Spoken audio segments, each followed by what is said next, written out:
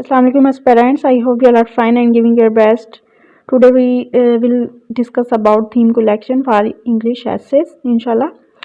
तो जैसे मैंने इसको अंडरस्टैंड किया है, मैं कोशिश करूँगी आपको भी बेहतरीन तरीके से समझा पाऊँ ताकि आपको भी अच्छी समझ आ जाए, और ये बिल्कुल अर्ली स्टेज के स्टूडेंट्स के लिए है। अब जैसे टॉपिक आ जाता है ग्लोबलाइजेशन, तो अब हम कहेंगे कि मैं ग्लोबलाइजेशन के लिए हमें थीम कैसे लें। मोस्ट ऑफ द टाइम हम सुन रहे हैं कि ग्लोबलाइजेशन जैसे थीम्स हैं, उन थीम्स कलेक्शन करें अपना ऐसे के लिए, क्योंकि थीम्स काम आते हैं ऐसे के लिए। इसके अलावा मतलब कोई ऐसे अगर हम प्रिपेयर कर रहे हैं जैसे ग्लोबलाइजेशन का प्रोज एंड कॉन्स कर लेते हैं, तो बिल्कुल सेम टू सेम इसी तरीके से पेपर में नहीं आएगा, क्योंकि पेपर थोड़ा डिफरेंट आएगा। अब अगर हम बात करें ग्लोबलाइजेशन की यहाँ पे, तो हम इसकी थीम्स कलेक्शन जैसे मैंने की है, मैं ट्राई करूँगी कि आपको भी उस तरीके से बता पाऊँ। तो ये कुछ थीम्स हैं जो मैंने इसके लिए कलेक्ट किए हैं, और इसके आगे फर्दर हम फिर बात करते हैं। जैसे इस ग्लोबलाइजेशन के लिए पहले देखें तो pros and cons of globalisation, and then analysis of the concept of globalization, global trade and globalization, economic sustainability and globalization, millennium sustainable development goals, globalization and contemporary challenges to globalization। अब जब paper आएगा आपको same to same इसमें से एक topic में नहीं दे देंगे, वो क्या करेंगे तो वो इनको मिक्सअप भी कर सकते हैं। मे भी हो सकता है कि वो आपको एक टॉपिक इसमें से दे दें ताकि आप उसको सॉल्व कर लेंगे। अच्छा, उसके बाद BRI is giving our true meaning to the word globalisation, extremism and terrorism link up with globalisation और not, globalisation geopolitical and economic opportunity, and then researches evidences on globalization and world order, hybrid warfare in current era and globalization, example of developing west developed countries। अब वो क्या करता है, examiner का आपको ऐसे दे देता है कि what is the future of globalisation. अब आपने क्या करना है कि क्योंकि आपने इतने थीम्स यानी ग्लोबलाइजेशन के जो भी टॉपिक है आपने उसके हर एस्पेक्ट को जब देखा हुआ होगा, तो आप क्या करेंगे उसके मुताबिक उसके बारे में लिख पाएंगे। अब मैंने इसका वर्क कैसे किया है कि मैंने इसके हर थीम को मैंने इसकी आउटलाइंस में कन्वर्ट कर दिया, ठीक है। तो जैसे आप इसको कन्वर्ट करते जाएंगे, आप हर एस्पेक्ट के साथ इसको देखते जाएंगे कि इसमें क्या हो रहा है।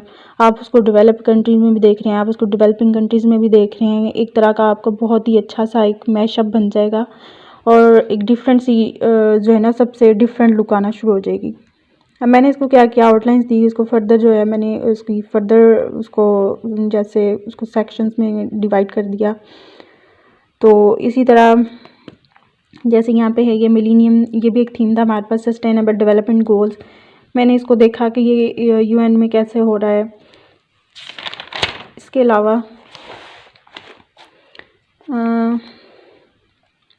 इसी तरह इसको मैं फर्दर आगे इसकी आउटलाइंस बनाती गई। ये सारी इसकी आउटलाइंस हैं, हर आउटलाइन को मैंने फर्दर इसको डिवाइड किया है मुख्तलिफ उसके पर्सपेक्टिव के साथ।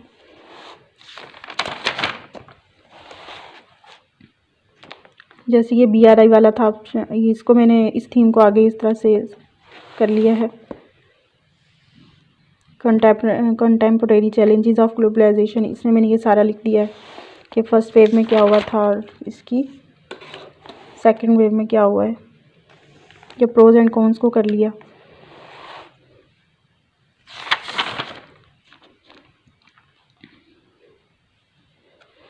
इस तरीके से मैंने इसको टोटली सॉल्व कर लिया है। अब क्या करेगा एग्जामिनर, इनमें से कोई एक या दो टॉपिक्स आपको रिलेट करके वो दे देगा ताकि आप इसको सॉल्व करें। अब नेक्स्ट हमारे पास टॉपिक है क्लाइमेट चेंज। क्लाइमेट चेंज के लिए मैंने कौन कौन से थीम्स को रखा है, इसमें मैंने एल नाइनो प्लानट वार्मिंग वेदर फेजेस को देखा है।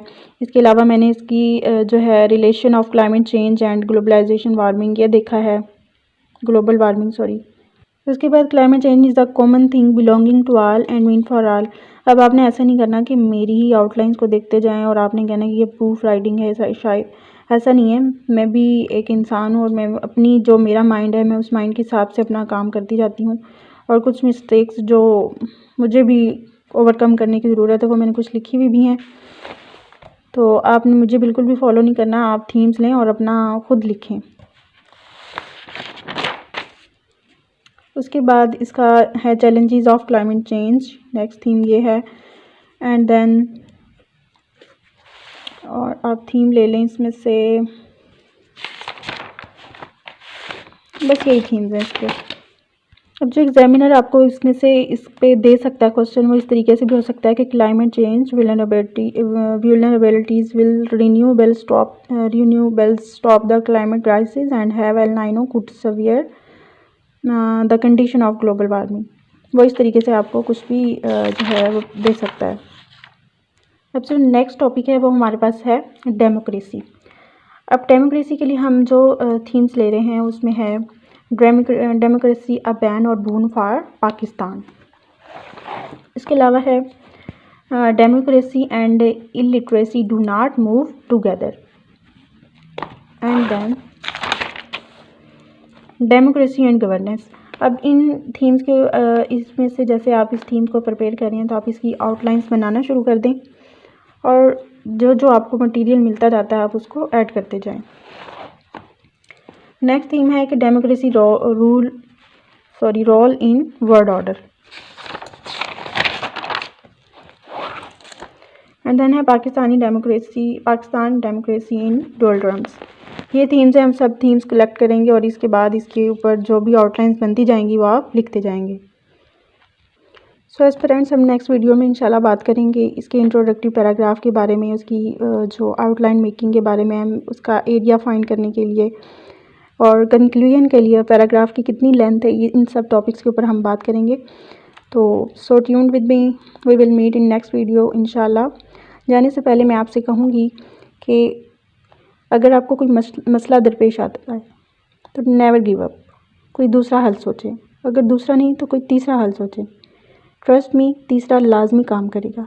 हालात कभी भी एक से नहीं रहते, बस लगे रहना है। ज़्यादा नहीं कर रहे तो थोड़ा थोड़ा करते जाएं, बस आपने अपना इनपुट देते जाना है।